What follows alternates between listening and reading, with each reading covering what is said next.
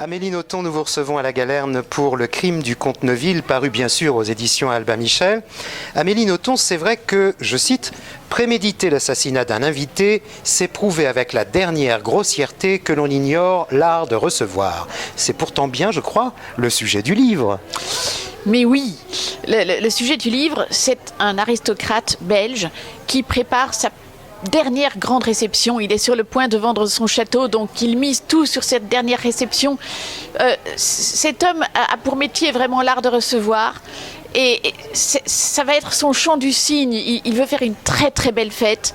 Et voilà qu'il rencontre une voyante. Et cette voyante lui dit « Monsieur, lors de votre réception, vous allez tuer l'un des invités. » Elle ne dit rien d'autre. Notre héros est traumatisé. Tuer quelqu'un, bon, ça peut arriver. Mais tuer un invité, c'est shocking, ça ne se fait absolument pas. Donc il va s'arracher les cheveux de la tête parce qu'il veut préparer, il est tellement persuadé que la prophétie va s'accomplir qu'il veut prendre les devants, il veut à l'avance choisir un invité pour que finalement ça ne se passe pas trop mal. Et ça va être très compliqué. Alors l'idée de départ de ce roman est aussi une nouvelle d'Oscar Wilde. Une nouvelle d'Oscar Wilde qui s'appelle Le crime de Lord Arthur Savile, où l'argument est quand même très légèrement différent. Là, il s'agit d'un jeune lord anglais à qui un chiromancien prédit qu'il tuera quelqu'un, simplement quelqu'un. Bon, c'est grave, mais c'est quand même moins grave. Tuer quelqu'un, bon, il n'en est pas moins très choqué, mais ce qui l'embête, ce jeune lord, c'est l'idée qu'il va très bientôt se marier. Et donc, par bienséance envers sa fiancée, il se dit qu'il vaut mieux qu'il commette cet assassinat avant son mariage pour respecter les convenances. Donc il va essayer de tuer quelqu'un comme ça vite fait, et c'est là qu'il va découvrir que finalement c'est très difficile de tuer comme ça quelqu'un vite fait. Vous avez une vraie passion pour Oscar Wilde que vous tenez vraiment pour un des maîtres de la littérature. Mais Oscar Wilde, non seulement est un des maîtres de la littérature, mais c'est le souverain devin de l'art. Il est le tout premier à avoir suggéré que ce n'était pas l'art qui imitait la nature, mais la nature qui imitait l'art. Et c'est tellement vrai. Ça se voit énormément pour la peinture, mais maintenant ça se voit même pour la littérature. Il suffit qu'on écrive quelque chose et cette chose se produit. Ça rend même le métier d'écrivain extrêmement effrayant. Alors je dirais, c'est quelquefois le cas dans vos romans, mais que celui-ci particulièrement est aussi une ode à la mythologie.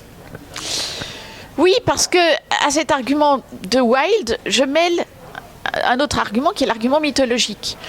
Je fais de ce récit finalement, ce n'est pas une Orestie, puisque Oreste n'y est pas un personnage principal. Est-ce qu'on peut dire une Agamemnonie? Je ne sais pas, puisque j'identifie mon comte Neuville aussi à Agamemnon, et j'identifie la plus jeune de ses filles à Iphigénie. Quand il va comprendre que la seule solution pour lui, pour à la fois accomplir la prédiction, respecter les bienséances, la seule possibilité pour lui de cumuler de telles obligations, c'est d'assassiner sa propre fille, là il se retrouve exactement dans la situation d'Agamemnon, contraint de sacrifier sa fille pour gagner la guerre. Alors parmi les phrases que j'ai retenues dans le roman, il n'y a pas qu'une, il y a celle qui concerne l'année 1975. Frontière temporelle, vous dites « c'est la limite qui sépare les enfants nés pour séduire des enfants nés pour être séduits ». Expliquez-vous. C'est une chose que j'ai observée. C'est moi qui ai fixé cette date à 1975. Elle est évidemment très hasardeuse. Ça dépend des pays, ça dépend des milieux, ça dépend des circonstances.